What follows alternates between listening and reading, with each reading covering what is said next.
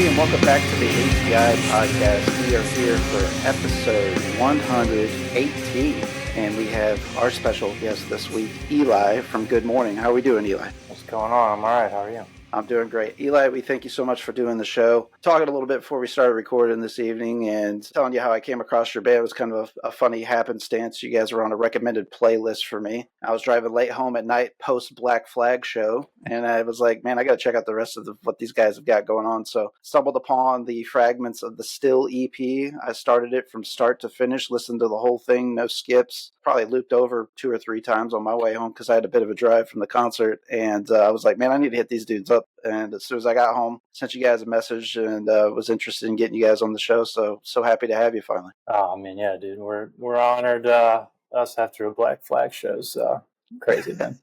Yeah. I know you guys released the EP last year, I think March 31st, if memory serves me correct. It dropped. 6-song EP, just a little under 24 minutes. Talk to me about how you guys got the project started. I mean, even calling us a band feels like a stretch. It is more of a project these days. It's me and my best friend, Chris. He's the drummer. We've known each other literally since birth. Our moms were best friends when they were pregnant. So we were born like 2-3 months apart. So we grew up together, went through all the phases of music together.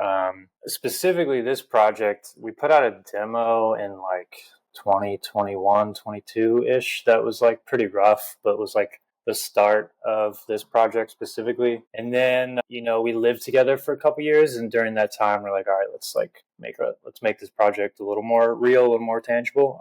And so I think it was like a little bit after the time Fleshwater put out their debut LP. And then that was we loved their demos so much and like the Vane FM world so much. Yeah. So when Fleshwater put their EP out, or their LP out, we're like, man, we gotta like do our own version of like building this kind of world and our own sort of like branding and aesthetic to it. Because that genre of music is what we love to do. Yeah, I would certainly put you guys kind of like similar in that as far as genre and wheelhouses, to a band like Fleshwater. I'm like really I'm like a child of the 90s, so I was into bands, like Hum and Deftones when they started, bands like Far, for example, another one. But, a lot of what the roads that they paved, a lot of other bands came after them, of course. And, I look at bands like Fleshwater present day that are kind of, beating that same trail, bands like Narrowhead also. Yeah, and I think you guys aren't too far from what those bands are doing present day as well.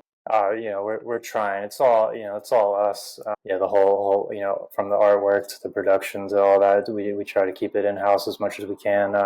Even being mentioned with people like that or, people on a whole other level in our brains is crazy sentiment. Yeah, absolutely. And I've always got appreciation for the bands with the like entire DIY approach, low overhead. Whenever I was active in the music scene back in the mid 2000s through the 2010s, that's kind of was my approach with every band that I was with. It was like, if we can do it, we're going to do it, Yeah. Sometimes putting that ball into other people's hands and having to depend on other people to like execute your vision is difficult sometimes. So, to control it yourself and get things done yourself, you only have yourself to be mad at. Yeah, 100%. And, again, like we're a small crew, literally me and Chris. So like building out a world entirely our own has been a super cool experience because we get to control every aspect of it, like completely building the feel of how we want like every piece to tie together, not just the music, like how the art looks, how the photos look, how the music videos work, like how we sound on social, just with like the copy that we write, like all that kind of shit. Like just being able like full control of like this little world we're building has been a fun project. Speaking of full control, you mentioned it's just the two of you guys. So talk to me like what the recording process looks like for you guys. Is I guess you're probably wearing multiple hats, tracking multiple instruments and what have you. Yeah, 100%. It's like pretty much me for everything but drums. But for the EP, it was, again, we were living together at the time in Richmond, and we just had like a sunroom in the back of our house that we converted into a studio. Chris is a really crafty dude. He loves like making furniture and very woodwork kind of guy. So he like decked the thing out, full of sound panels in all the windows, up the walls, piano blankets in any hole, like very cave-esque. But yeah, so we had like drums and all of his recording mics and things like that back there. He's a big jazz fusion guy. Like a lot of his other projects that he works on is very like outside of this world. And so he loves like odd time signatures and funky rhythms and shit like that. So like a lot of the riffs I write will like try to incorporate a couple weird, throw in a 5 here, a 3 here, some stuff. And so it's like literally like, all right, I'll write something, and then we just sit down, and he has to track it out because I'm like, dude, I have no idea what fucking time signature this is in. Like, yeah.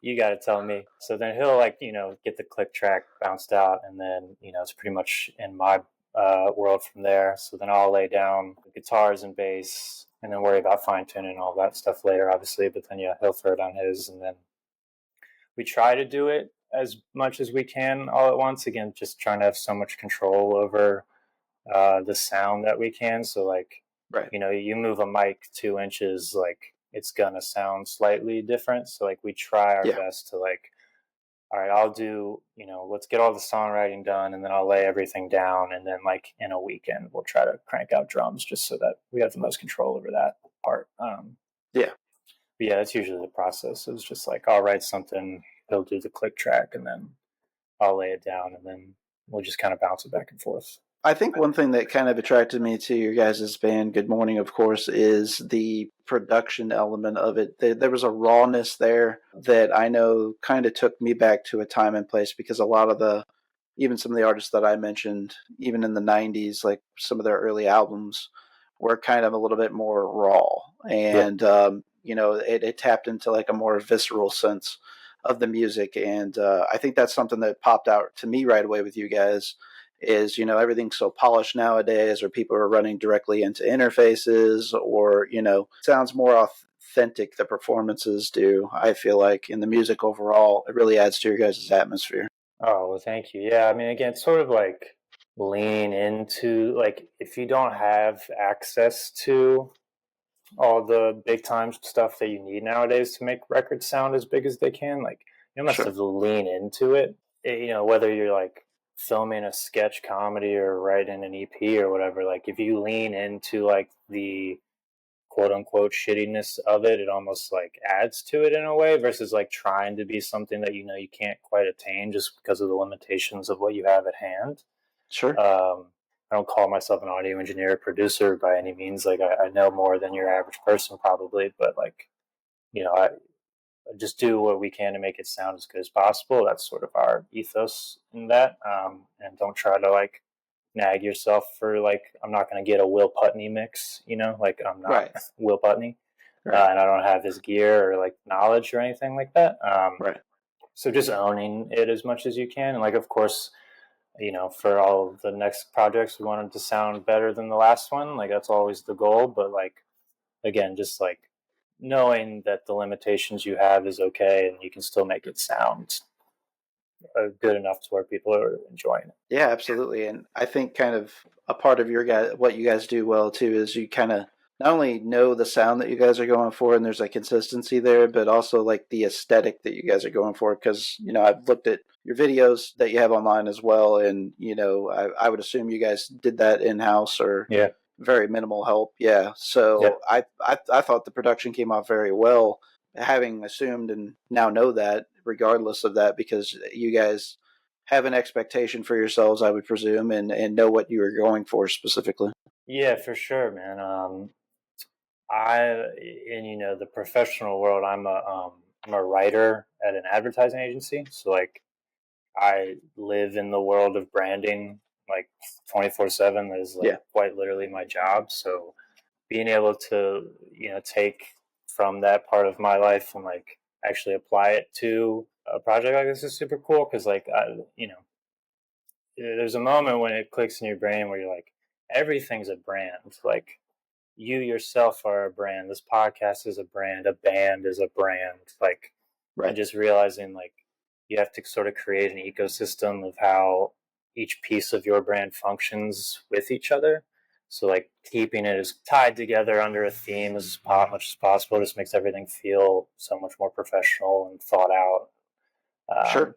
Yeah, it just really builds a world. So like again, like we filmed we did a little trailer video and like a full blown music video, and again, like it's just us with like an iPhone, but doing, we try to lean into like a more filmy aesthetic, which again is quote unquote not as crispy, like it's not high def or anything, but leaning into the shittierness of it like helps make it feel better than the capabilities that we have, just because and it stands out too. Nowadays there's so many like things and tools that people are using the same as each other. And if you can kind of go back and again, somewhat of your sound I think is a little bit of a throwback, just having been a fan of this genre for some amount of time, but also at the same time what's old is new again, and I think that kind of applies to you guys. The fact that you already have an idea of like what your aesthetic is, even down to like the album artwork. It's like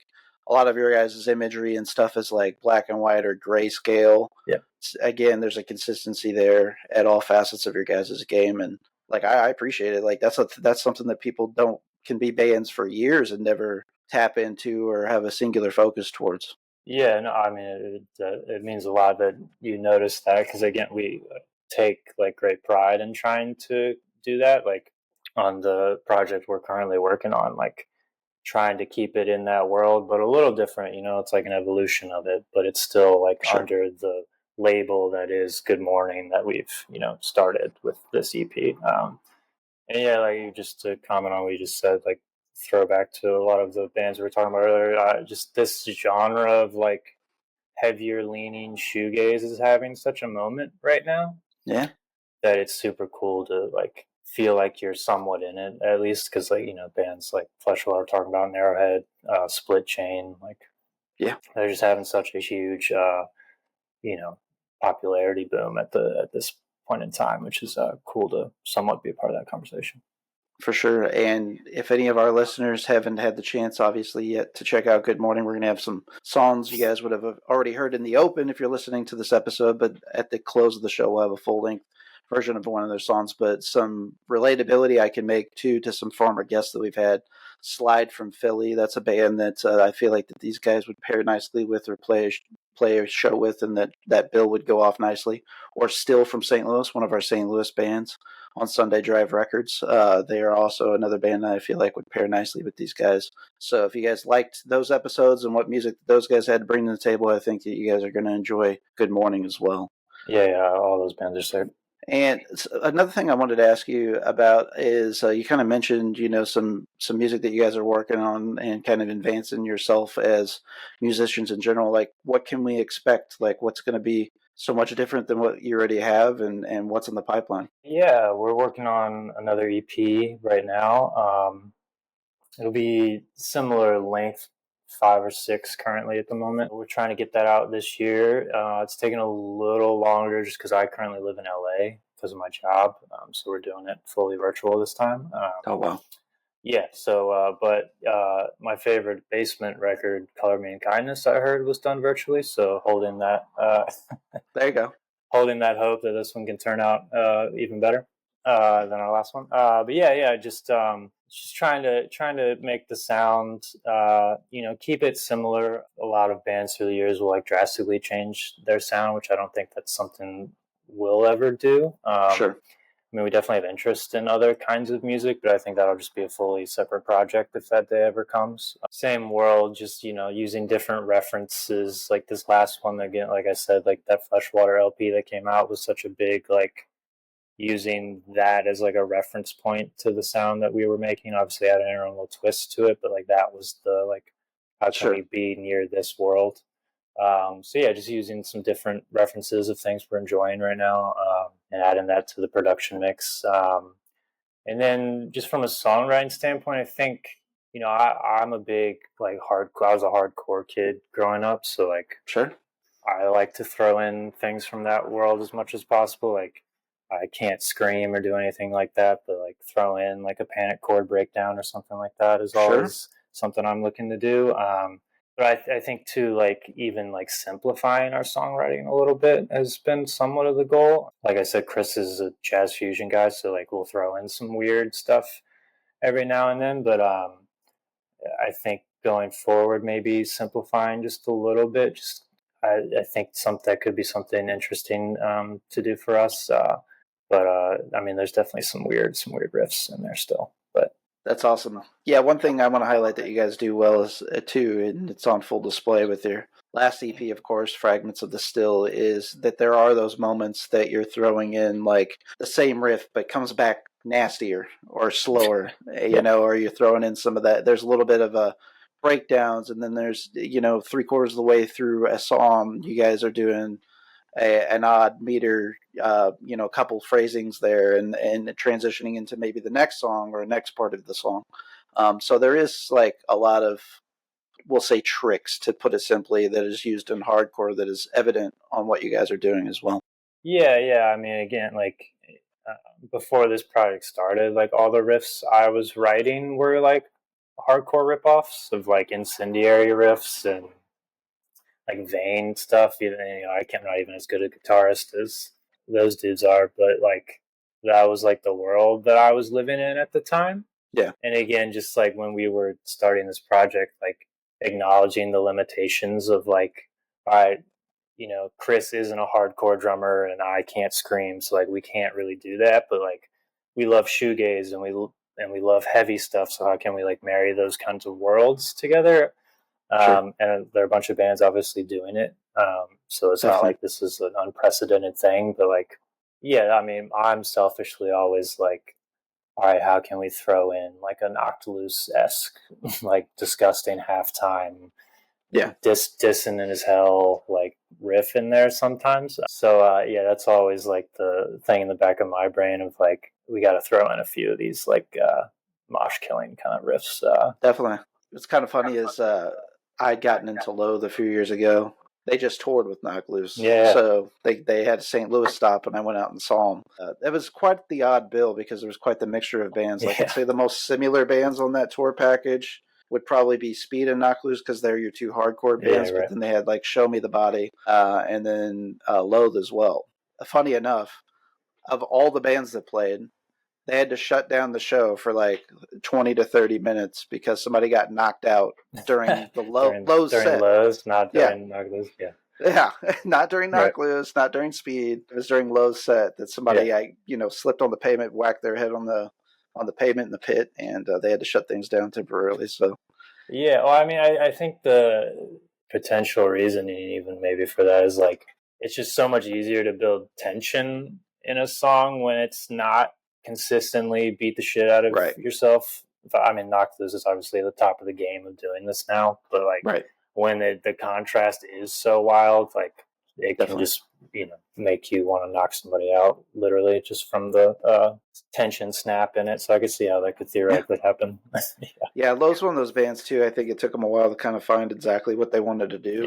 They kind of started off metalcore-ish, and then kind of transitioned more into that like DOOMGAZE world, if you will. Very talented guys. I'd watched several videos and stuff from online, like the Hate 5-6, sets. I'm a big fan of what Sonny does over there. But, have a different appreciation actually seeing them in person as well. I think I burned myself out on them until I saw them. Right. But, now seeing them in person, like, I get an appreciation for them to be able to execute a lot of what they do live as well, because they are kind of all over the map, with their sound. Yeah, it is crazy. How you can just house that many tones in one thing is like... Oh, I know. Well, actually, one thing I want to point out too with the EP that stood out to me was actually some of like the samples that you guys use, like the sound clips. Like, that was something that immediately grabbed my attention as well. Like, kind of what was the thought, inspiration behind that? What inspired you to put those in there? I mean, again, I think it's part of just like the storytelling of all of it. Again, harping back on like just the branding in general. Like, I think a lot of the stuff we pull visually has a very like 1920s to 50s kind of feel to it, sort of like with an eerie overlay on all of it. And so just like a consistency, like storytelling thread throughout. We wanted to layer something, which I think will be consistent on most of the projects we do, of like pulling sample clips like that and layering them throughout just to keep a thread going.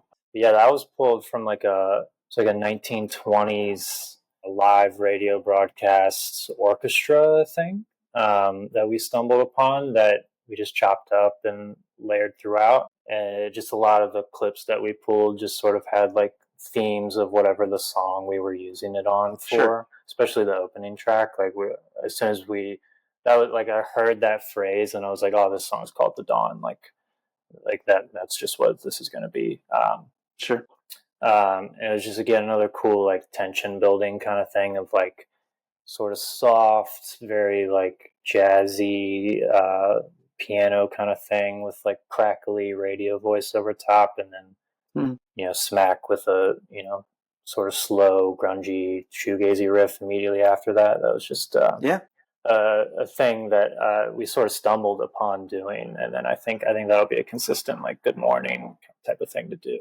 Like we already have the sample clips that we want to use for this next one, sort of pieced out.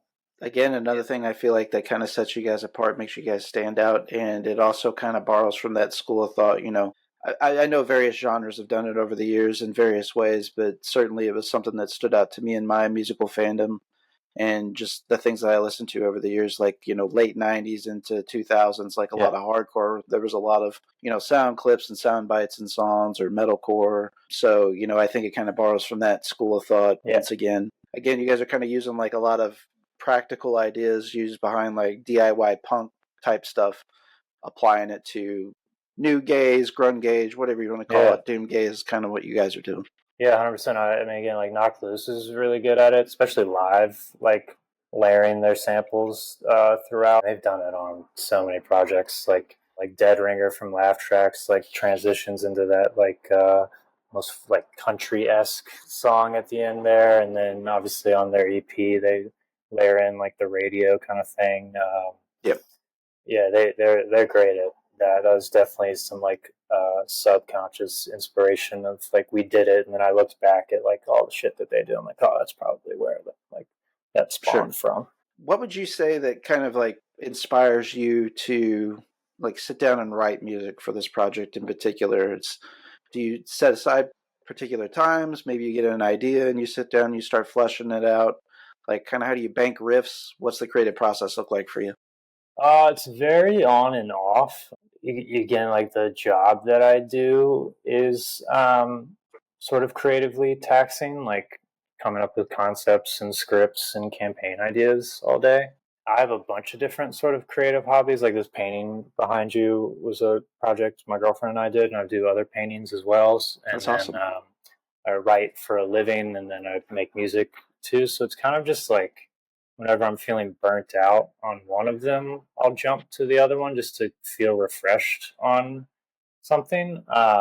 Sure. So it's a lot of stopping and starting. And then like it's sort of writing the riffs. It really is. I mean, I'm sure most people are like this. It's like whatever you're listening to and vibing with, it's hard not to emulate in your own way. So like if I hear a song that I'm like, oh man, like what's our version of that riff? Like that riff's so sick. Like how do we do our own take on that? Like it's a lot of that. And then again, on this one, it's been trying to like simplify a lot. Not that our songwriting was ever overly complicated, but it's just a lot of like, again, doing tricks in a way of like, okay, maybe there's only 3 chords in this song, but like how can we reverse them in ways that builds tension instead of like breaking them and adding new keys and things like that to it. Sure. So there's a lot of stuff like that. But yeah, to answer the original part of the question, is a lot of like stopping and starting, just like it builds slowly, especially since it's only us, so everything is on our backs. So it's a slow process for sure. Do you have a particular fondness or like comfortability with any particular equipment? Like, do you subscribe to like Gibson guitars, specifically Fenders, like, or is there anything that you live or die by equipment wise, maybe a pedal? No, nothing that I die by. I've had the same rig for a while. Like the guitar that's on all of the last EP is just it's an old Tom DeLonge Strat from Cool. like when he was a Fender guy back in the day. I learned guitar. I was like 14, and I was like a pop punk kid at that time. So it was like Yeah. it was like old Blink, and then like went into like Story So Far era, and like that morphed into like Citizen and Basement and all that. That morphed into hardcore, and all, and that was sort of the throughway. But yeah, it was started. So like my first guitar was a Tom DeLonge, and like the comfortability of it. I have a couple others, but that one's just like again the simplicity of it, like one knob, one humbucker, like that's all you sort of need. And then I've had like an orange half cab forever, and then just like a preamp that I use, and then like a chorus and a reverb, and that's kind of it. And then like in posts, we'll add more to it, but sure, the beginning is pretty simplified. Nothing too crazy. Again, trying to limit the variables as much as we can within the scope that we have, and then like do as much of the like crazier stuff posts. I think just gives us more control. What I like hearing is the fact that you keep using that same guitar, and I think a lot of people forget this. Like as musicians in general, they think they have to have like the latest and greatest or something new. I've always subscribed to the idea that you need to play with something that you're most comfortable with, because that will actually lead to the best or yield the best results. Comfortability is everything as a musician, I feel like. Yeah, 100%. Especially guitar and bass and things like that. Like, there's just so much you can do nowadays. Like I said, in post, that like you don't have to have the craziest new pedal to make the sound that you want to make. Like, as long as you have a good starting point, you can build on it. Definitely. Chris and I have this like running joke, I guess you want to call it, like guitar. You can like have like a pretty mediocre guitar as long as you have like a decent humbucker and a decent pedal, like you're fine. With drums, it's like, dude, if your drums are shitty, like they're just shitty. Yeah. There's no way around it. They're shitty or they're not tuned. Like the drums tell on themselves pretty quickly. Yeah. Yeah, exactly. Yeah, and like again, I don't even think our drum mixes are like that, crazy good. But like that's the part that we definitely spend the most time on. Is like, man, how do we make these crack a little more? Like, yeah, that's definitely the harder part of mixing ourselves. Yeah, drums is my primary instrument, and I learned guitar probably like 4 or 5 years after I'd started playing drums. Nice. And I ended up being like, I guess maybe bass ended up being like my second instrument, if you will, just because of the simplicity a little bit more. So, I mean, don't get me wrong, bass could be just as complicated as guitar, but, I think like most of my advancement as a musician and other instruments was just out of necessity. Yeah. And, do you kind of find yourself in that position, kind of having to wear multiple hats, recording multiple tracks, multiple instruments? Yeah, for sure. It's sort of like we were like a 3-piece for a while when we were younger, like 17, 18, end of high school, start of college era. And it was just me, Chris, and then our other buddy, John, who played bass. And we would play some house shows and stuff like that. But we all went to separate colleges, and sort of, that part of the project kind of died. And I didn't know at the time how to use any DAW. I didn't own a bass. So it was a lot of like learning from that era till now, of like even being able to just because we've always wanted to do this project. It's just like we didn't have the means or skills to do it ourselves at the time that we had started this. But yeah, so like that's when I like started painting more, because that was something I could do all by myself. I didn't need the help of anybody else. Right. I think that's what makes writing as a band, or even just being a band, so impressive. Like, hip hop and stuff like that, a lot of it you can sort of just do in the comfort of your own room, which is like totally cool if that's your vibe. But a band, you have to just rely on so many other people and click with so many more people that like it's just so impressive when 5-piece bands last as long as they do and continue making all the stuff that they do. But yeah, for us specifically, it's definitely been a lot of like learning new hats and Definitely. like I wouldn't even say I probably only know like 35% of Logic. There's so much stuff on there that probably have no idea even exists. Sure.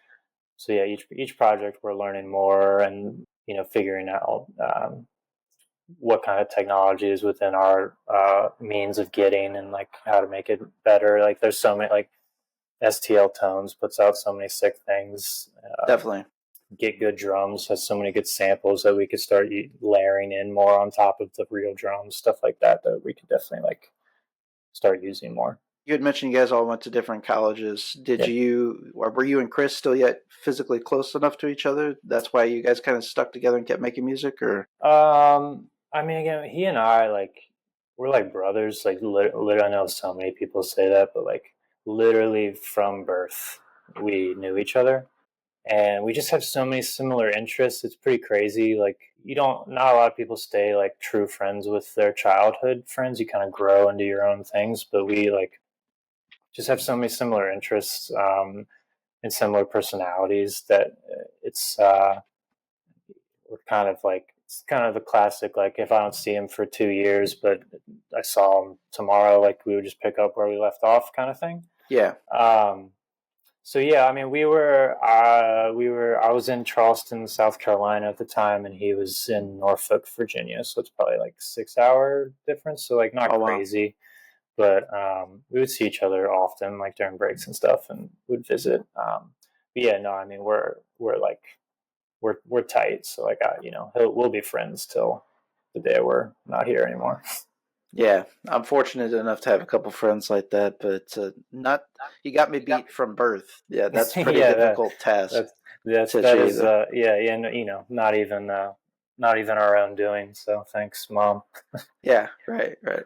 One thing that you hit on earlier too was the fact that you find it impressive, like when 5-person bands can stick together, and in our discussion about the creative process in general. I personally, for me to enjoy music, while I might be able to sit down and record various tracks and different instruments, like I don't get the same enjoyment out of music, performing music, writing music, unless there's other people involved. And I think that's kind of like the beauty of collaboration, because I feel like I get very focused and tunnel vision on certain ideas that maybe somebody else wouldn't be so fixated on, and kind of the help of having other people in the room helps you A, understand that, and B, move on to bigger and better things. I don't know if you kind of have that same mindset, or what's it like for you? You enjoy the collaborative process? Yeah, I mean, 100%. Like, it's so easy to get like too close to it. Like, and especially us, since it is really kind of just us two. I definitely will like white knuckle stuff that I don't need to be worrying about. Thankfully, we have a couple buddies that aren't like a part of the project, but like I just trust their taste in stuff. So like we send them little snippets here and there of, hey, what do you think about this? What do you think about that? And like definitely take their opinions seriously.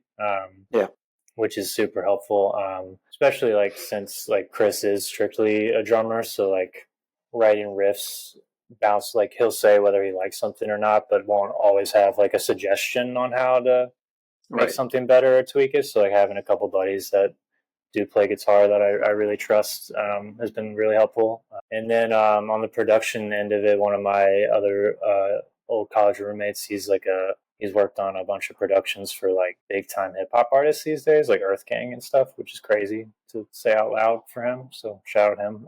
But yeah, he's been really helpful. Like, hey, like what is this mix missing? Like stuff like that. So we have a few like outsourcing things that we definitely can rely upon when needed. I like to hear that you've got at least some sounding boards in your life, because I think that's very important to have people to take stuff to and get a honest and unbridled opinion from. I know sometimes when people are friends with you or close to you, they're like afraid of hurting your feelings or like being direct or getting to the point, but to have those people around you is like very invaluable. Yeah, it's critical, man. I mean, again, like the job that I do like every day, it's being creative in general is just such a vulnerable thing. Like, sure, you're just sharing ideas that could suck. Like, I don't know. But yeah, like doing the job that I do has definitely built up like a lack of like caring about that part, because every day I have to walk into like my creative directors and pitch them.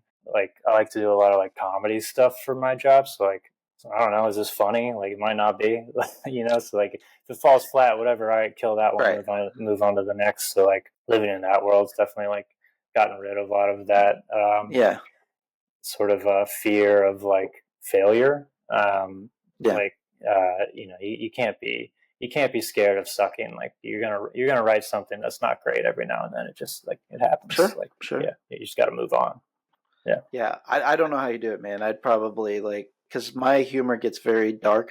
And so sometimes so like I up. like to push the boundaries of like what normal people's humor is as well. And it gets kind of awkward sometimes. Oh, dude, there's just a trust that you have to have after a while. Like, yeah, like all my knee jerk reaction to everything is dark and like satirical, and like my favorite like sitcom growing up was It's Always Sunny. So like, Nice.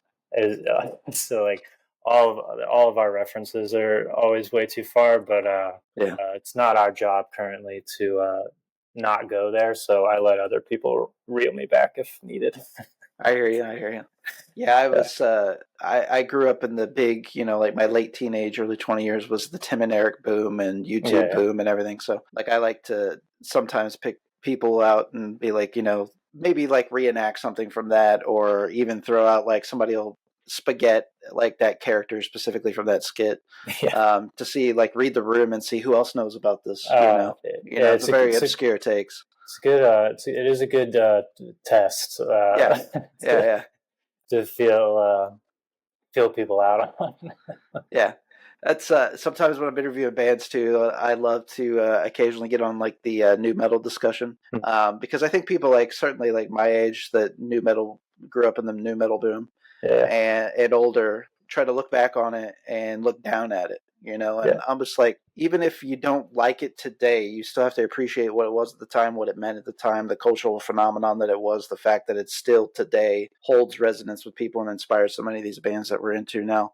Bands like Chat Pile, bands like Portrayal of Guilt that are popping off right now. Those are their favorite bands, is Korn, Limp Bizkit, Slipknot, everything in that realm. And I'm not for like shitting on your past, man. Like what you like, even as weird as what one person or another person might think, I mean, 100%. Like, you can't be where you are today without the people that came before. Even if you don't like something, like it's just a reference point of like, okay, I don't want to be that.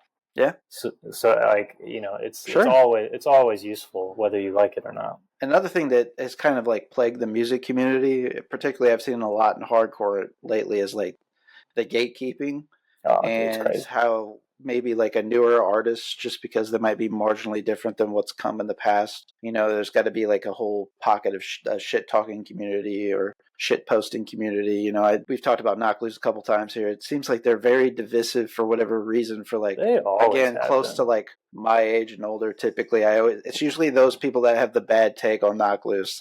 Everything goes back to Brian Garrett's voice. And if anybody takes the time to actually listen to their discography, this was a progressive change. There's nothing that's crazy, really. I mean, now if you listen to the first EP, actually I think it just turned 10.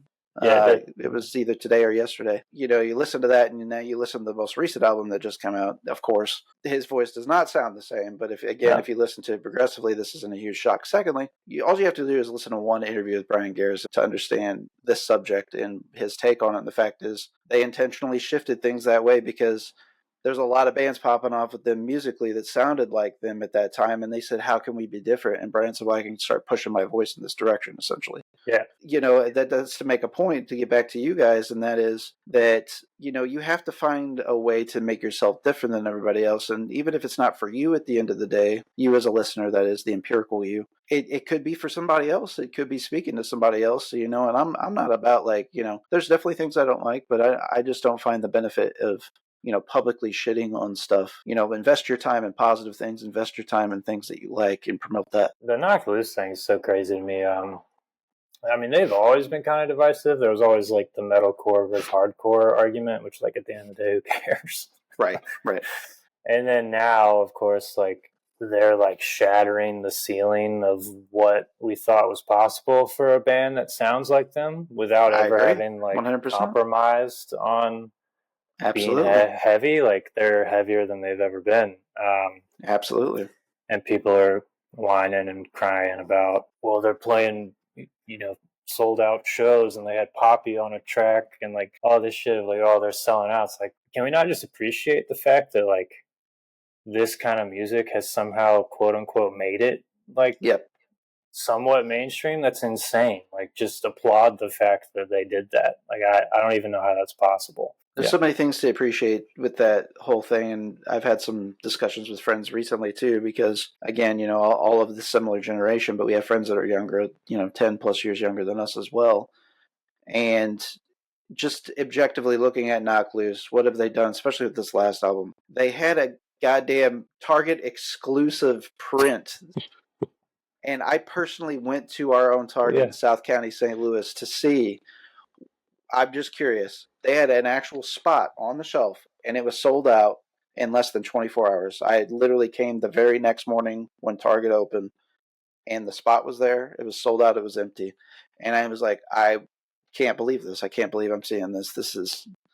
I almost I should have taken a picture of it because I just couldn't believe it. This is Knock Loose, and they're selling their album at Target, and it's sold out. next to the Taylor Swift. It was literally next to Taylor Swift. Crazy. Yes. Yeah. It's crazy. I mean, I think they're, whether you're a heavy music person or not, like such a good example of, I think they really understand branding. Like they get it. Like they know that Knock Loose is a brand and a world, and like they're so good at building out for each project what the world is. Right. I haven't seen their latest set, but from the photos and little clips I've seen, again, just like the set building that they've done, and like the lights and the transitions between tracks and how that all works back to the music videos and works back to the artwork and then works back to the the samples they have laid throughout. Like it's all the merch, like it's all a world. They're like, I think that's probably a huge reason for their success besides being talented musicians. It's just like they understand like marketing, like they get it. Absolutely. For a indie band, technically, without label any, band. Like, exactly. Like they themselves understand like this is how we build the KL logo. Yeah, they're not getting any help from anybody. I mean, they're on Pure Noise, and I have a lot of respect for Pure Noise because they've really, especially in the last couple of years, signed some legacy artists like Cloud Nothings. At this point, is like a legacy band. I love them. They're one of my absolute favorite bands. But that's not a band that I was suspected that would have been on their label. Yeah, I think they even though I'm not personally a fan of this band, but like Hawthorne Heights, a very important band of their time. Kind of that mid 2000s emo boom.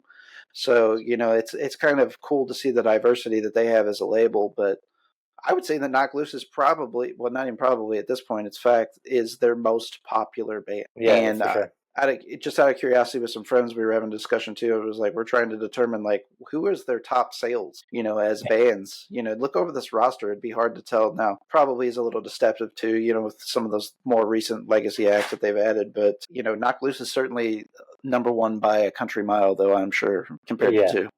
I mean, they're at what, like 2.5 million something on Spotify, and that's just Spotify.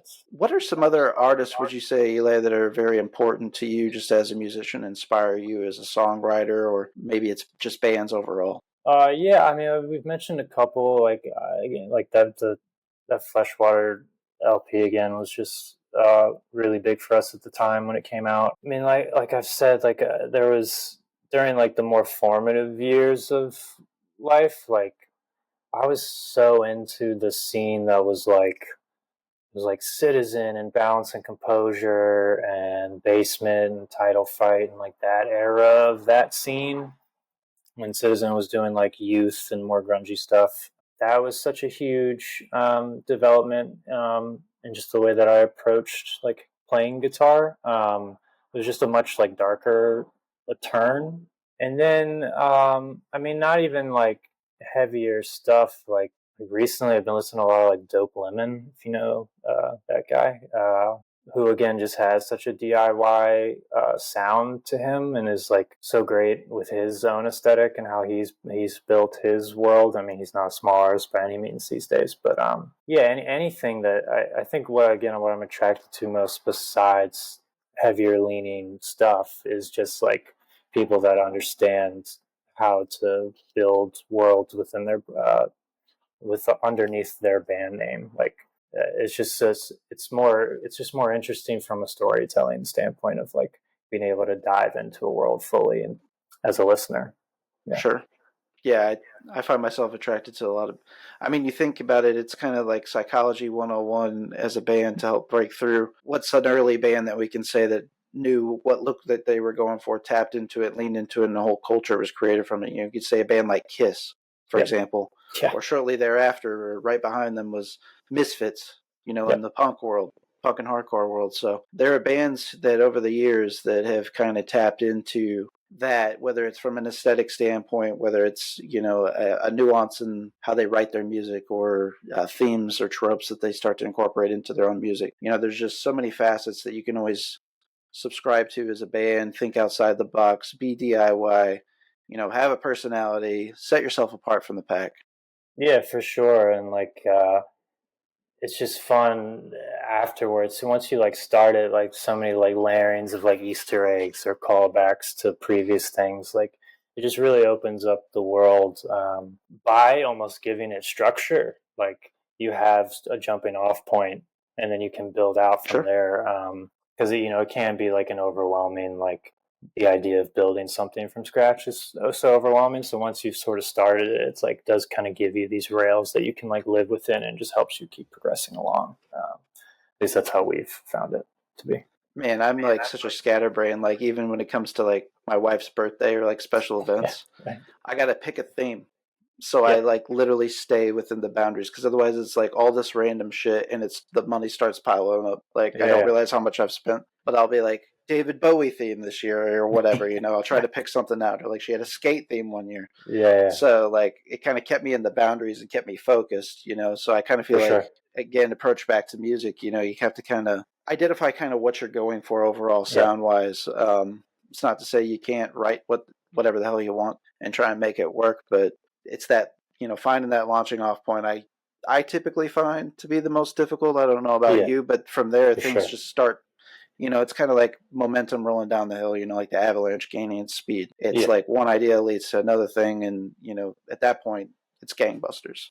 Yeah, hardest part is starting and then like committing to it for sure, because like once you commit to one thing, then you can't necessarily do another thing that you think is cool, which obviously you can, but if you're trying to live within a world, like it's a lot harder to do. But once you start and just like, all right, this is what we're doing, I find it much easier to build upon. I know, Eli, you've talked about a couple different, avenues that you express your creativity through your professional life, through your personal life. I'm just kind of curious, are there like other things that you enjoy outside of, like painting and of course playing music? Or you like a big movie fan or anything like that?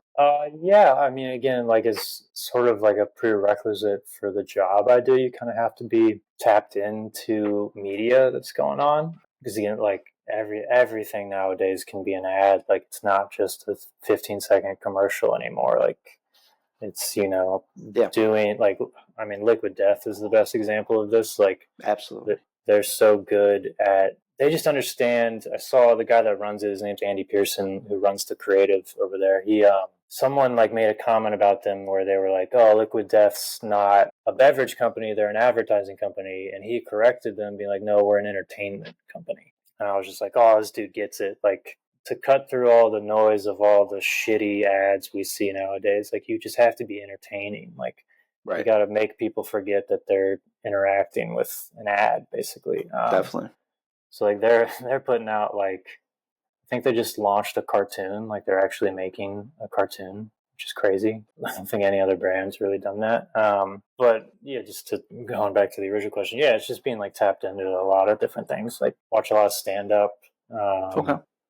Who are some of your favorite stand-ups? Stand-ups, yeah. I mean, Tom Segura's up there. Sure. I was early on the Shane Gillis wave, like when he was doing like his YouTube special. And now he's obviously killing it with his new like Tires is great. Yeah, I love it. Yeah, I watched that thing in like one sitting. Yes, so did we. Yeah, man. Yes, season 2 got picked up immediately, which is awesome. Bill Burr, Mark Norman, Sam Morrill. I mean, it could go on and on and on. That's a big. They're very good at sort of like this logic thing that you have to do in advertising, which is like look at like a truth in the world. What's your weird like twist on that truth, and then what's a joke about it? So yeah, just like trying to pick those dudes' brains as much as I can is definitely something that I try to stay tapped into. What are maybe some like favorite movies that you've seen recently? Movies recently, and Civil War I thought was great. Yeah. I kind of wanted like 10 more minutes of the end was my only. Sure. I understood why they ended it the way they ended it, but I did kind of want to see the like aftermath Definitely. a little bit. But Civil War was great. Obviously, Dune was huge. And then, I mean, this isn't like a new movie by any means, and I just recently rewatched Spotlight, which is always a dark watch, but it's a great movie. What are some like favorite TV shows of yours? Always Sunny, like I said, Office, Parks and Rec, that whole world for sure. My comfort show is just Bob's Burgers. I'll just like throw that on and like not pay attention, but just have that kind of running in the background. And I mean, for like heavier stuff, Ozark was up there. The show called Dark, if you've ever seen that, it's like the German show. Yep. That was one of the few like time travel-y shows where like my girlfriend and I, we sat down after we finished it and like tried to poke holes in it, and we couldn't find any. Right. Yeah. I was like, wow, they really like tied the circle back on that extremely well, which was great. That show's a trip, man. As soon as you think you're going to figure out like about what's that, because I've seen a lot of things and I'm pretty good at predicting what happens in a show or a movie, but that one I've been stumped like 2 or 3 different times. Like I was like, man, where the hell are they going to go with this? And you have to, there's so many theories out there about time travel and everything anyways, like what actually happens if you are to travel back in time to meet yourself, or, you know, what can happen, you know, and the paradox theories and all these other various theories that are out there. And I feel like that respected a lot of theories out there, but also at the same time said, you know, nobody's making these rules. We're establishing these rules. We made our own rule about time travel, you know? Yeah, and it works. It's crazy. Like, it's almost like somebody sat down and was like, all right, how can we do religious conspiracy, nuclear apocalypse, and time travel? It definitely plays on all those things. Yeah. I think they had like those showrunners had a newer show I haven't checked out yet. I remember in the marketing campaigns, it was like something on a ship or something. Yeah, it's like 1898 or something like that. Yeah, I haven't watched that one either, but yeah. I'd be curious if it's, I don't feel like it had the same buzz or any buzz at all if it's already been released. I just remember seeing the ads on it and I haven't heard anything about it since. Yeah, I haven't watched it, but I mean, tough to beat. Yeah, the show's great. Anybody I talk to about it who's seen it, we're always like, dude, like how? Genuinely a crazy ride. So Eli, let's let the good folks know where to stay up to date with everything that Good Morning has going. I know you're kind of talking about, you know, how having the distance now. You guys are trying to do the whole, you know, writing from afar thing. So I'm really looking forward to what you guys might have going on. But I'm sure that the best place for people to stay in touch with you is social media or through your guys' Bandcamp. Yeah, 100%. It's on Instagram. It's just Good Morning, all one word, GOODMOURNING _RVA.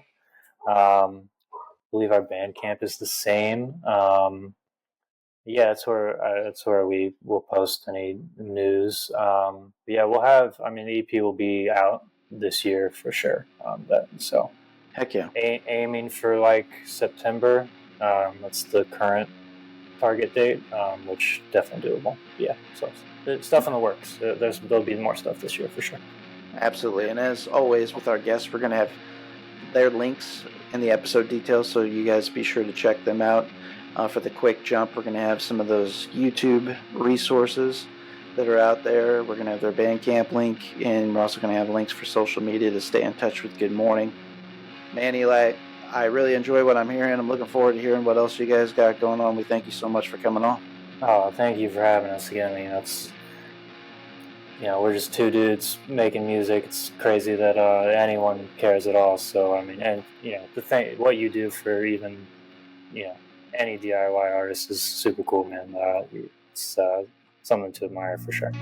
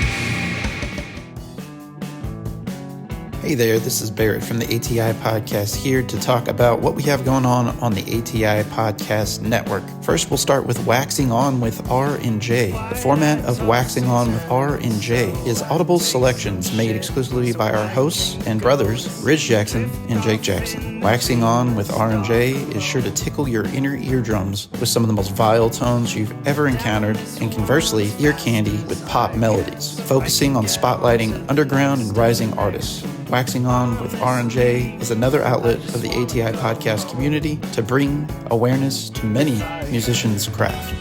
Also found on the ATI Podcast Network, Nod Narb's Closet, hosted by Brandon Stewart of Edos Inn. Nod Narb's Closet is a wing of the ATI podcast programming that delves into the world of role-play games, miniature painting, diorama making, occasional pro wrestling match watch-alongs, providing commentary with a dash of jocularity and satire, and much, much more.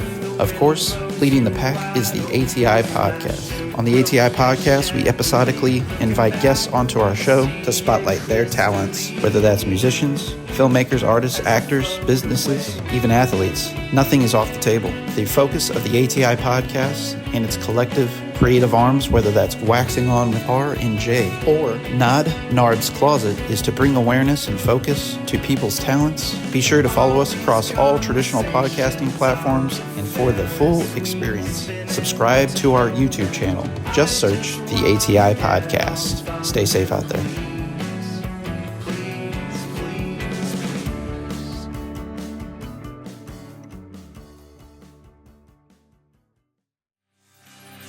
Hey, this is Barrett from the ATI Podcast. Episodically, I will be chatting with a featured guest, bringing a spotlight to their craft. Artists, musicians, filmmakers, actors, small businesses, athletes. Nothing is out of bounds. Hear my discussion with rising talents and entrepreneurs across all traditional podcasting platforms, as well as YouTube.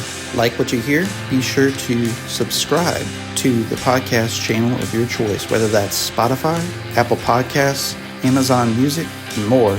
Just click the subscribe button and leave us a 5-star rating. Also, subscribe to us on YouTube, where you can get full video episodes of the ATI Podcast and see our guests in their work. Stay in touch with our ongoings, events, and guest list across all major social media outlets: Instagram, Facebook, TikTok, X. Just search the ATI Podcast. We would like to thank you all for your continued support, and as always, stay safe out there.